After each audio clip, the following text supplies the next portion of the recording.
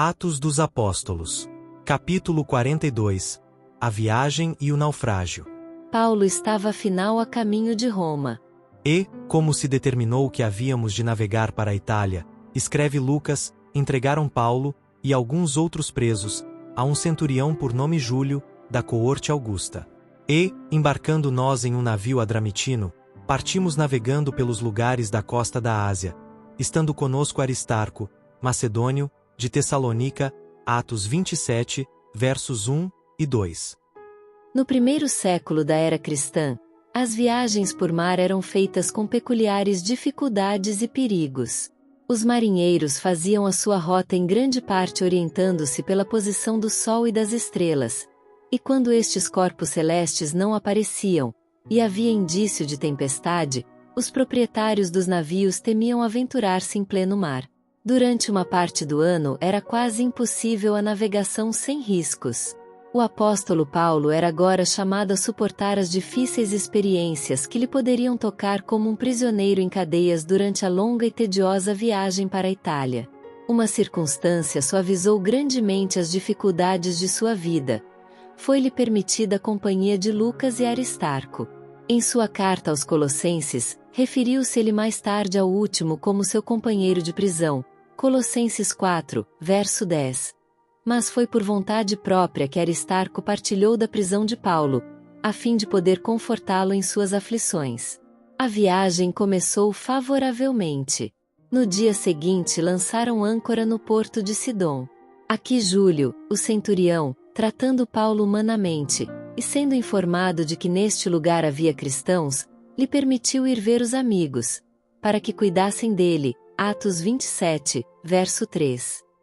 Esta permissão foi grandemente apreciada pelo apóstolo, que estava com a saúde debilitada.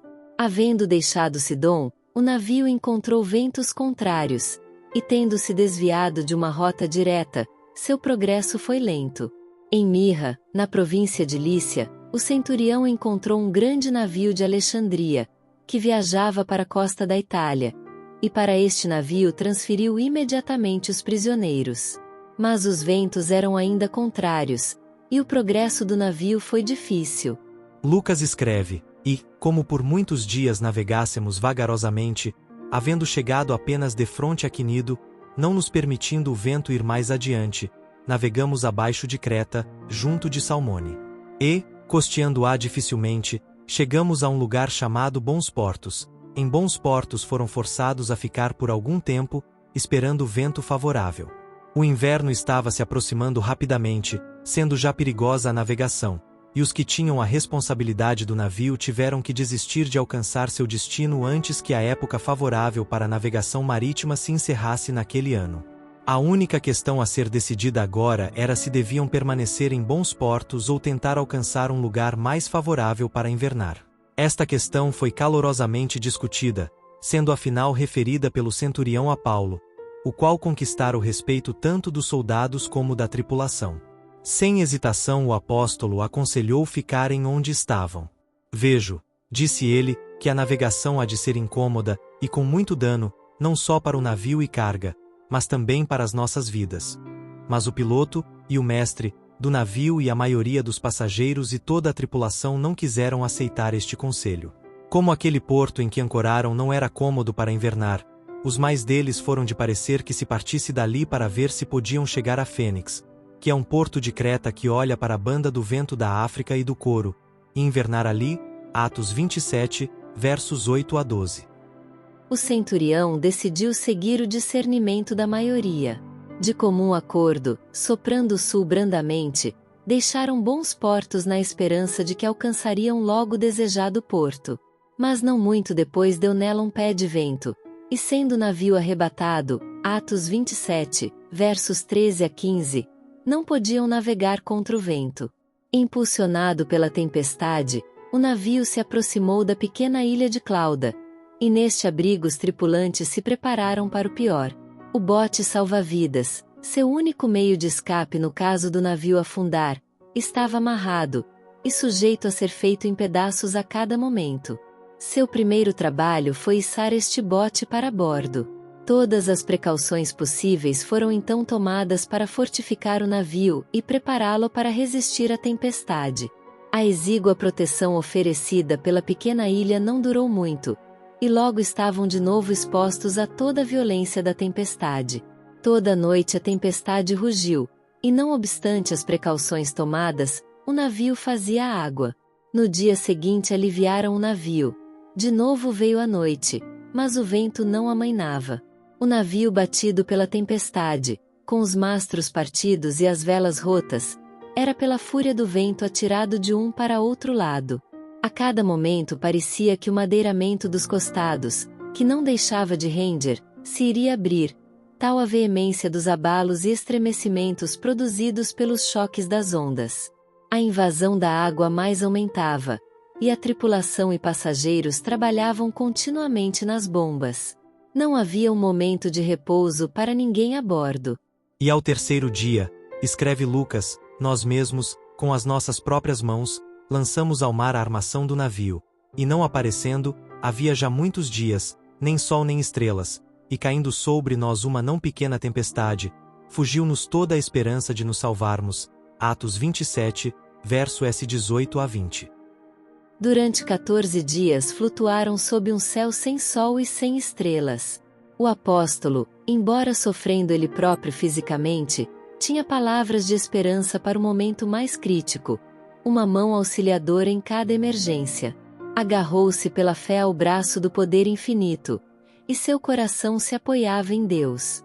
Não temia por si, sabia que Deus o preservaria para testificar em Roma da verdade de Cristo. Porém seu coração se comovia de piedade pelas pobres almas que lhe estavam ao redor, pecadoras, degradadas e não preparadas para morrer. Ao suplicar ardentemente a Deus para lhes poupar a vida, foi-lhe revelado que sua oração fora atendida.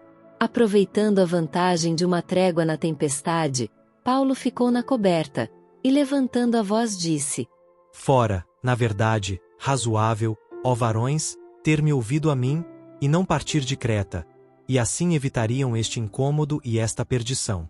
Mas agora vos admoesto a que tenhais bom ânimo, porque não se perderá a vida de nenhum de vós, mas somente o navio. Porque esta mesma noite o anjo de Deus, de quem eu sou, e a quem sirvo, esteve comigo, dizendo: Paulo, não temas, importa que sejas apresentado a César. E eis que Deus te deu todos quantos navegam contigo. Portanto, ó varões, tende bom ânimo, porque creio em Deus, que há de acontecer assim como a mim me foi dito. É contudo necessário irmos dar numa ilha. Atos 27, versos 21 a 26. A essas palavras, reviveu a esperança. Passageiros e tripulantes se ergueram de sua apatia. Havia muito, ainda, a ser feito, e cada esforço e capacidade deviam ser exercitados para evitar a destruição. Foi na 14ª noite de arremesso sobre as ondas negras e encapeladas que lá pela meia-noite, ouvindo o som característico, suspeitaram os marinheiros que estavam próximos de alguma terra. E, lançando prumo, acharam 20 braças, e, passando um pouco mais adiante, tornando a lançar o prumo, acharam 15 braças. E, temendo, escreve Lucas, irdarem alguns rochedos, lançaram da popa 4 âncoras, desejando que viesse o dia. Atos 27, versos 27 a 29. Ao raiar do dia os contornos da costa tempestuosa eram vagamente visíveis, mas não se viam quaisquer sinais de terra familiar. Tão sombria era a perspectiva que os marinheiros pagãos, perdendo toda a coragem, procuravam fugir do navio, e fazendo preparativos dissimulados para lançar as âncoras pela proa. Tinha já lançado o bote salva-vidas, quando Paulo, percebendo seu baixo intento, disse ao centurião e aos soldados: se estes não ficarem no navio, não podereis salvar-vos. Os soldados imediatamente cortaram os cabos do batel, e o deixaram cair no mar. A hora mais crítica estava ainda diante deles. De novo o apóstolo disse palavras de encorajamento, e exortou a todos, soldados e passageiros, para que tomassem algum alimento, dizendo: e já hoje o 14º dia que esperais, e permaneceis sem comer, não havendo provado nada. Portanto, exorto-vos a que comais alguma coisa, pois é para a vossa saúde, porque nem um cabelo cairá da cabeça de qualquer de vós. Atos 27, versos 30 a 34. E, havendo dito isto, tomando o pão, deu graças a Deus na presença de todos, e, partindo, começou a comer. Então aquele exausto e desencorajado grupo de 275 almas que, não fora Paulo, ter-se-ia desesperado, uniu-se ao apóstolo em partilhar do alimento. E, refeitos com a comida, aliviaram o navio, lançando o trigo ao mar. Atos 27, versos 35 a 38. A luz do dia tinha agora rompido plenamente, mas eles nada podiam ver que lhes determinasse o lugar em que estavam. Enxergaram, porém, uma enseada que tinha praia, e consultaram-se sobre se deveriam encalhar nela o navio. E, levantando as âncoras, deixaram-no ir ao mar, largando também as amarras do leme. E, alçando a vela maior ao vento, dirigiram-se para a praia. Dando, porém, num lugar de 2 mares, encalharam ali o navio, e, fixa a proa, ficou imóvel, mas a popa abria-se com a força das ondas. Atos 27, versos 39 a 41. Paulo e os outros prisioneiros estavam agora ameaçados por um perigo maior que o naufrágio. Os soldados viram que enquanto estivessem procurando alcançar a terra, ser-lhes-ia impossível vigiar os prisioneiros. Cada homem teria que fazer todo o possível para salvar-se. Entretanto, se algum dos prisioneiros faltasse, perderia a vida o responsável por eles. Por isso os soldados desejavam matar todos os prisioneiros. A lei romana sancionava essa cruel prática, e o plano teria sido imediatamente executado, não fosse aquele a quem todos muito deviam. Júlio, o centurião, sabia que Paulo tinha sido instrumento em salvar a vida de todos a bordo, e, além disso, convencido de que o Senhor estava com ele, temeu fazer-lhe mal. Portanto, mandou que os que pudessem nadar se lançassem primeiro ao mar, e se salvassem em terra, e os demais, uns em tábuas e outros em coisas do navio. E assim aconteceu que todos chegaram à terra, a salvo. Atos 27, versos 43 e 44. Quando se verificou a lista, nenhum faltava.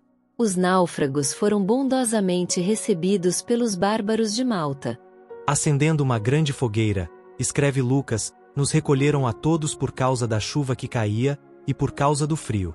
Paulo estava entre os que se mostravam ativos em prover o conforto dos outros. Tendo ajuntado uma quantidade de vides, e pondo-as no fogo, uma víbora, fugindo do calor, lhe acometeu a mão. Os circunstantes ficaram tomados de horror, e vendo por suas correntes que Paulo era um prisioneiro, diziam uns aos outros: certamente este homem é homicida, visto como, escapando do mar, a justiça não o deixa viver. Mas Paulo sacudiu a cobra no fogo, e nenhum mal sentiu. Sabendo a natureza venenosa da víbora, as pessoas olhavam para ele, esperando vê-lo entrar num momento em terrível agonia. Mas tendo esperado já muito e vendo que nenhum incômodo lhe sobrevinha, mudando de parecer, diziam que era um deus. Atos 28, versos 2 a 6.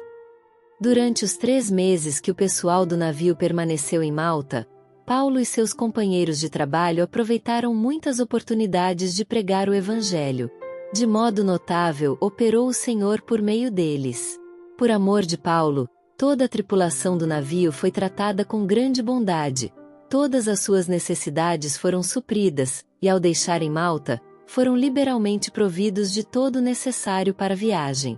Os principais incidentes desta permanência ali são assim descritos por Lucas. E ali, próximo daquele mesmo lugar, havia umas herdades que pertenciam ao principal da ilha, por nome Públio, o qual nos recebeu e hospedou benignamente por 3 dias. E aconteceu estar de cama enfermo de febres e disenteria o pai de Públio, que Paulo foi ver, e havendo orado, pôs as mãos sobre ele e o curou. Feito pois isto, vieram também ter com ele os demais que na ilha tinham enfermidades, e sararam. Os quais nos distinguiram também com muitas honras, e, havendo de navegar, nos proveram das coisas necessárias. Atos 28, versos 7 a 10.